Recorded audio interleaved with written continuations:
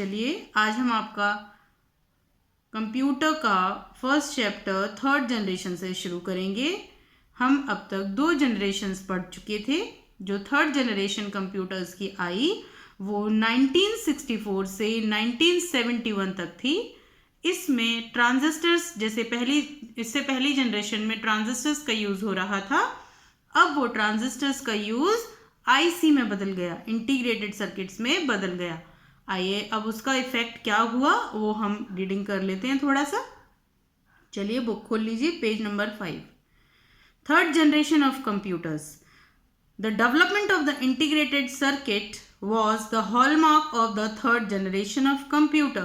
Transistors were miniaturized and placed on silicon chips called semiconductors, which drastically increased the speed and efficiency of computer. इससे क्या हुआ, computers की जो speed थी और जो एफिशिएंसी थी वो बढ़ गई। जो फीचर्स थे थर्ड जनरेशन के वो ये थे, इंटीग्रेटेड सर्किट डेवलपमेंट, या कहेंगे कि जो आईसीज थे ट्रांजिस्टर्स ने आईसीज के रूप में वो बदल गए, जिसकी वजह से कंप्यूटर की स्पीड बढ़ गई। पावर कंजप्शन वाज लो, यानी कि जो बिजली की खपत थी वो भी पहले से कम होने लगी। SSI and MSI technology was used, means small scale integration and medium scale integration and high level language were used. इस कंप्यूटर जनरेशन के अंदर जो लैंग्वेज यूज की जा रही थी that is high level language. अब हम फोर्थ जनरेशन देखते हैं जो कि 1971 से स्टार्ट होकर प्रेजेंट में अभी भी वही है।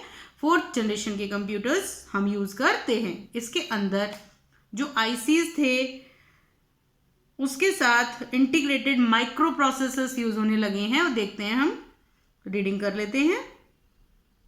The microprocessor brought the fourth generation of computer as thousand of integrated circuits were built into a single silicon chip in the world of personal computers.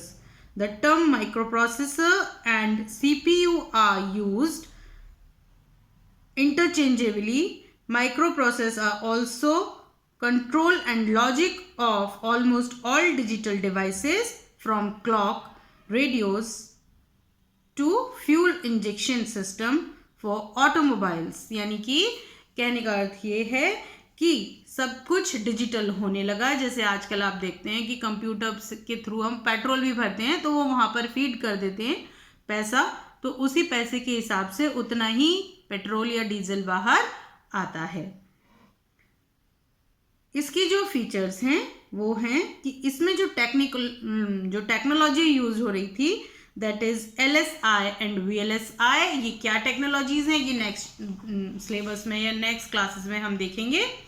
दूसरा, डेवलपमेंट ऑफ पोर्टेबल कंप्यूटर्स। जो computers थे वो portable होने लगे। Used in virtual reality, multimedia and simulation, इन सब में इसका इस्तेमाल होने लगा।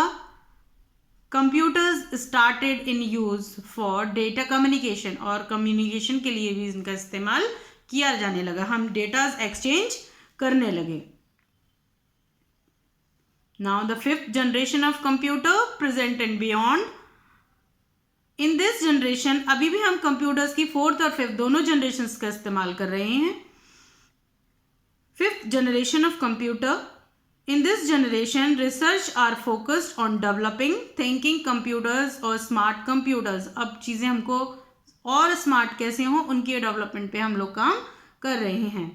Known as artificial intelligence, जैसे रोबोट्स आप देखते हैं, इसका आर्टिफिशियल इंटेलिजेंट इसका सबसे अच्छा एग्जाम्पल है रोबोट। आपको पता है कि जैसे आपने अभी हालिया मूवी देखी होगी कुछ समय पहले, रोबोट एक पिक्चर आई थी, उसमें दिखाते हैं रोबोट कैसे काम करता है एग्जैक्टली यानी हम उसको एक लिस्ट होती है कमांड्स की, उसके ऊपर वो बेस होके सारा काम करता है, और उससे क्या होता है, ह्यूमन का काम इजी हो जाता है।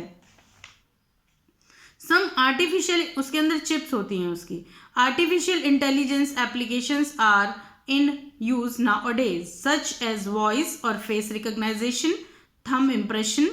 Goal of 5th generation computing is to develop devices that respond to natural languages input and are capable of learning and self organization. यानी अब 5th जनरेशन का जो कंप्यूटर्स है वो किस चीज़ पे फोकस है कि जो डिवाइसेस हैं हमारे वो ऑटोमेटिक काम करने लग जाएं. जैसे अब आजकल देखते हैं आप कि जो फ़ोन के अंदर लॉक आते हैं वो फिंगर लॉक है या फेस डिडक्शन है, वो आपका फेस डिडक्ट कर कर लॉक ओपन हो जाता है. इस तरीके से जो 5th जनरेशन कंप्यूटर्स के फीचर्स हैं that are used in parallel processing, use super conductor in speech recognisation यानी आवाज़ पहचाने.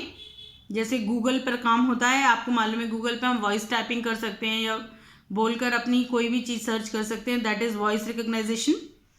Used in intelligent robots, use in artificial intelligence. जैसे मैंने अभी आपको फेस रिकॉग्नाइजेशन बताया था, ये उसी का एक एग्जाम्पल है. अब हमारी जो जनरेशन्स थी वो 5th तक ही थी. नेक्स्ट वीडियो में हम कवर करेंगे classification according to size of computer. Okay, जब तक आप अपनी बुक को रीड करेंगे, अगर कुछ प्रॉब्लम आती है, आपको क्लियर नहीं होता है, आप वो पूछ सकते हैं. अब हम आपसे अगली वीडियो में मिलेंगे.